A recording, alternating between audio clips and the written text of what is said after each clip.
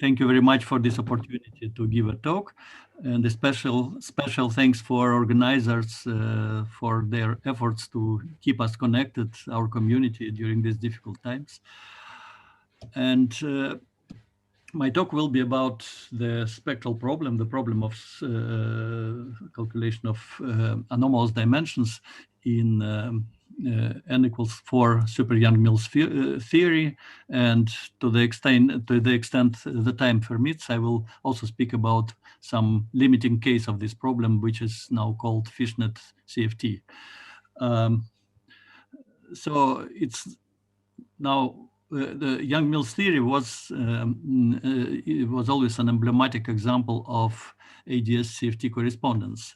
Here is schematically the Lagrangian, which contains gauge fields, then 6 bosons, some fermions, and it has the global superconformal PSU 2,2/4 symmetry. And on the string side, it's supposed to be dual to it is dual to the so-called string sigma model, which is the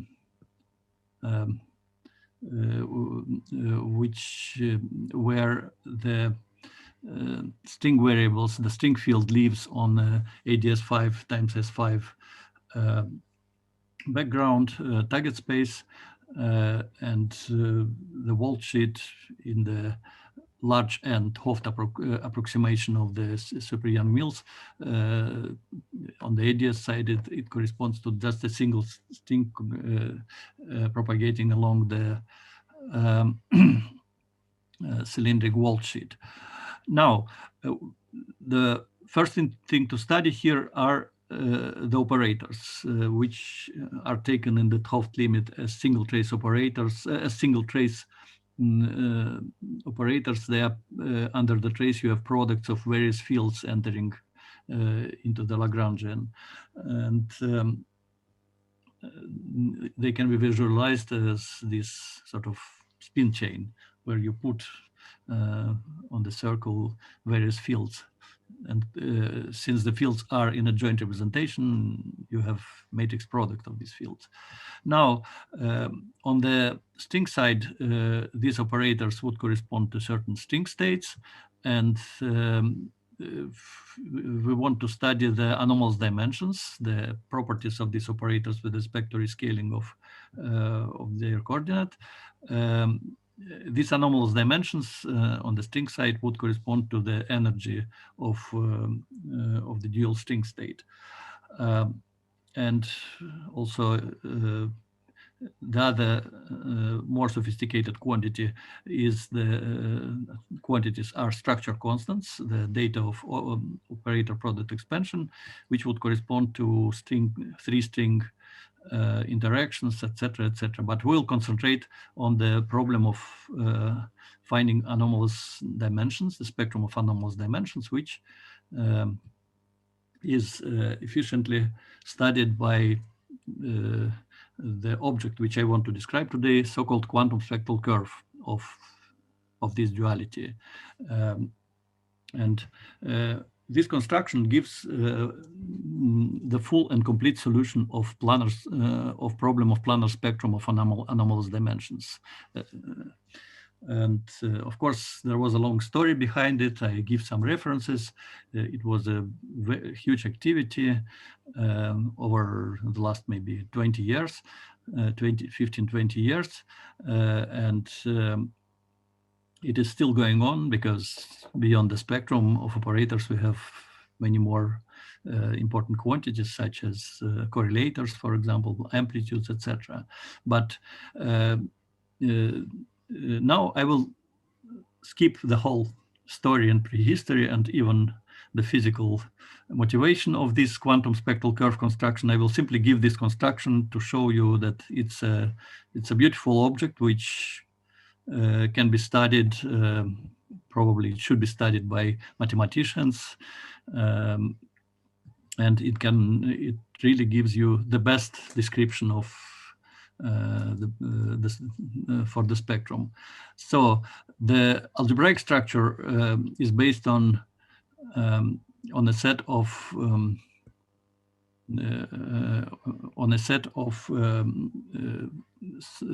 finite set of Baxter functions, which are the functions of spectral parameter u. They are labeled in the following way. I will start from lower groups than we need, but for, say, GL2, you have 4 Q functions. The first one, the left upper corner, is Q labeled by 0, which is empty set. Then you add the 2 other functions, Q1, Q2, are single index functions, and then on the next level you have the Q12, which is so-called full set, and it stops here. For GL3, you see you have Q1, Q2, Q3 already, then the neighbors of Q empty set, then the next level is Q12, Q13, Q23, etc., and you add up with Q123, which is full set. And for GL4, it's 4. So I'm explaining the construction, which is called Hasse diagram, which is an hypercube of dimension n, where we have GLN group. Now, not all these functions are independent. To explain this, I introduce the main diagonal on such a hypercube drawn by red, which goes from empty set, Q empty set to Q full set, and I induce the following Blücher's QQ relations on each face. Namely, if you have along the, say you have here the face which I marked, you have 4 Q functions around this face, and along the this arrow, they satisfy the following relation. So that QD, the lowest one, can be expressed through others through this QQ relation. And you see here you have the sort of a Wronskian determinant with the functions where spectral parameters are shifted by plus minus I over 2. This induces a certain Grassmannian structure on the set of Q functions. Okay, and then if we need our group has a rank 8, so that we have to start from GL8, which is this kind of hypercube, 8-dimensional hypercube. You have Q empty set, then Q full set, which has all 8 indices filled.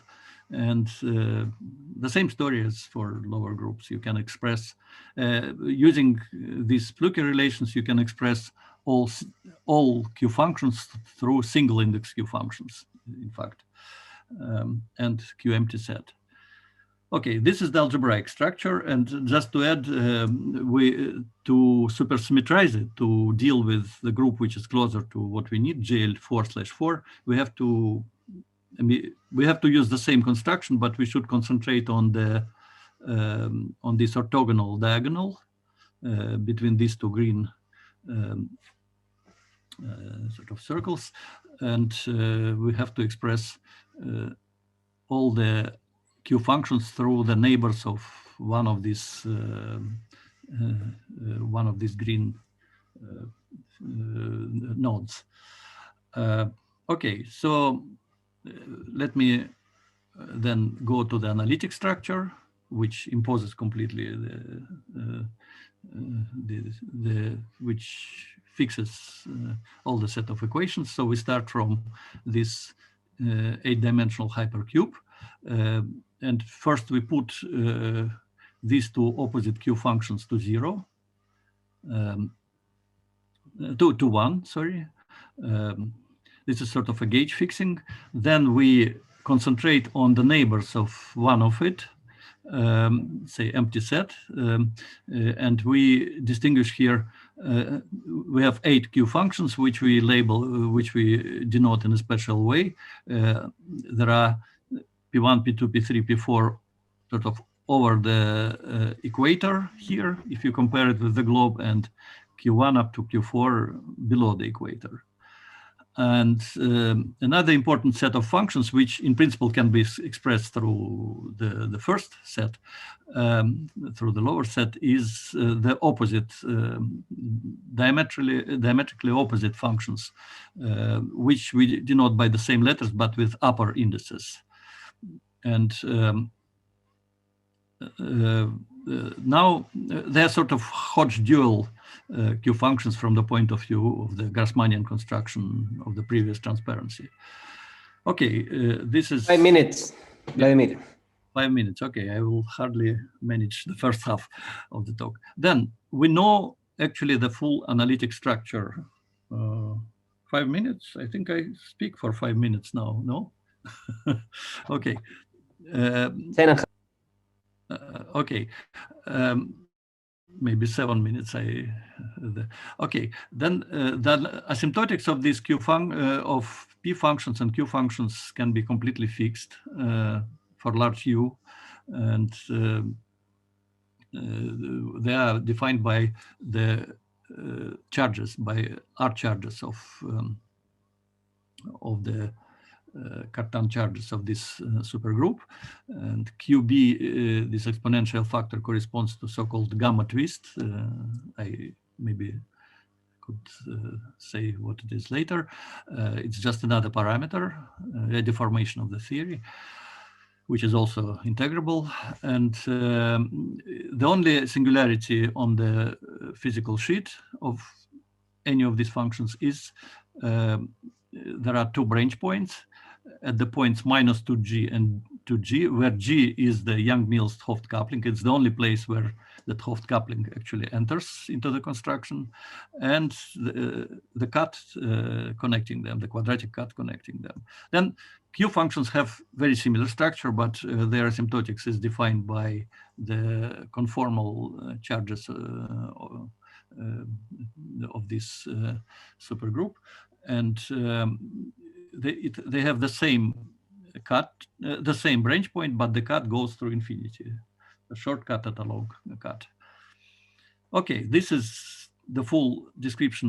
There are no other singularities on the first sheet, and the only thing we need now is to fix the relations between these functions. Namely, it appears that, say, Q1 is related to Q2 complex conjugate, like you go from this point to that point by complex conjugation, and you find here, you relate Q1 and Q2 bar in this way. They are proportional. Same about Q3 and Q4. And you relate upper and lower index. So you relate opposite, diametrically opposite functions here. Okay, and I claim that this fixes completely the Riemann-Hilbert problem and defines the solutions for this Q system, and this delta, which figures in the asymptotics, it can be expressed through the coupling G and the other five charges which enter here. And then there was a lot of study related to this model and for the spectrum. For example, we have now numerical study of this system for Konishi, shortest Konishi operator. Its dimension now is known to a huge accuracy, like many digits. Then we know a few coefficients of strong coupling expansion, and they coincide completely with what we expect from the strings. Then we know up to 11 loops, and we could know more. We could compute even more with bigger computers of Konishi, the Konishi dimension.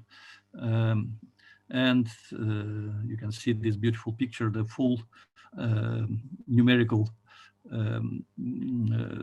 diagram of the of the dependence of anomalous dimensions of twist 2 operator on the complex spin. Okay, so this is may I have another 3 minutes for just at least announcing that.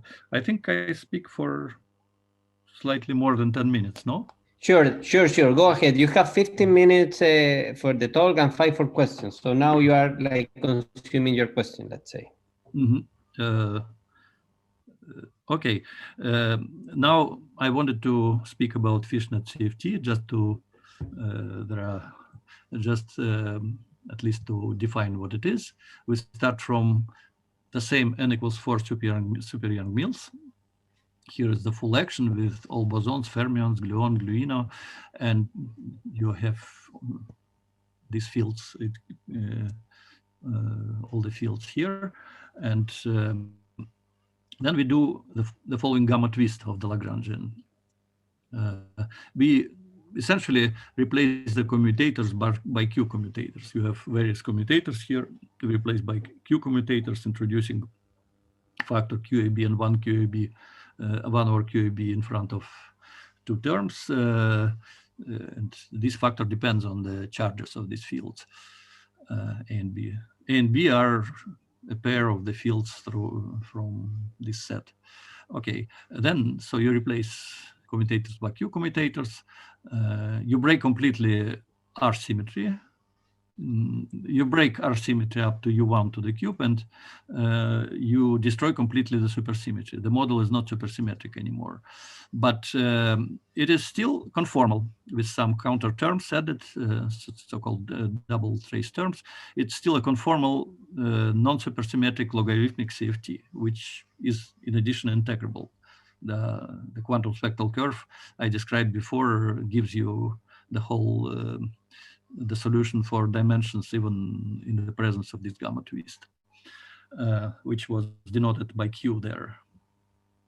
It enters into the asymptotics. Then we organize the following double scaling limit, which we proposed 5 years ago with Omer Yurdogan. We do weak coupling. So we have G going to 0.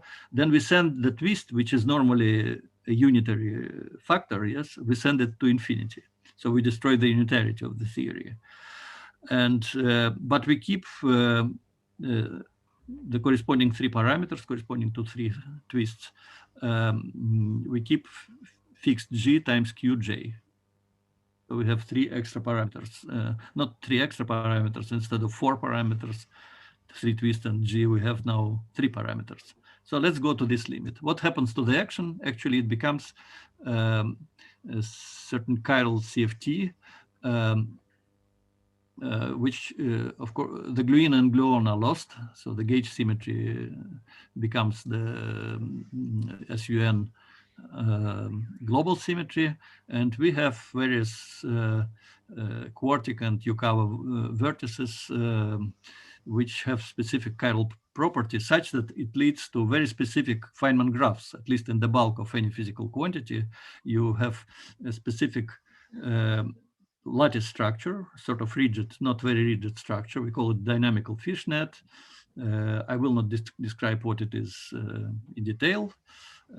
So it can be actually in unique way disentangled into real Yukawa vertices, etc.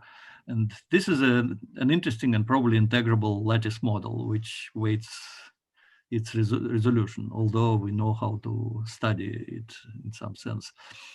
Okay, and the simplest example of it, when we put 2 of the 3 couplings to 0, then we have this very simple and nice model, which we call biscalar Fishnet CFT, which has standard massless propagators, and the single vertex which crosses 2 of these fields, phi1 and phi2, but the vertex which would correspond to the complex conjugate of these terms is actually absent. And this creates many wonderful properties, like instead of this more complicated lattice structure, we get simply rectangular lattice as a so that the number of graphs is very much reduced, and moreover you have no mass renormalization because this graph is forbidden. It contains chiral and anti-chiral vertex. at the same time, and the coupling psi doesn't run, so that this is still conformal theory. And then I don't want to say we study operators in this theory. We study anomalous dimensions at functions of psi. They are given by this kind of, it's called wheel graph, which was studied before extensively in the literature, even before this fishnet theory was formulated. And then there are various spider web graphs which can be calculated actually, multi-loop Feynman graphs. I will only give, okay, this is the result for some graphs, but I will only flash the results. Say for these graphs, wheel graphs with 3 spokes, you have, we computed using quantum spectral curve approach, we computed up to very high order exact values for these graphs. Actually, the periods of these graphs, better to say, the invariant part of this graph. And the numerics here is, I mean, with the, it can be given with the devil's precision, like 50 digits, 100 digits. So we have corresponding graphs, and generalization to other types of operators with magnots, etc., is possible. Probably I will stop here. And I mean, I wanted to say that there is a d-dimensional generalization of this model, which is very similar. I wanted to speak about integrability, but probably it's not the right place to, the right time to speak. And now I simply give here the page of results in this fishnet theory. It's quite a big literature already, and it's a beautiful model where we can even study the physics of non-trivial flat vacua. It's like in this paper. It was done, and or for example, you have fishnet amplitudes with explicit Youngian symmetry, the dream for amplitude community working in n=4 Young mills here. It comes through. Okay, and now it's time to thank you and to and happy New Year.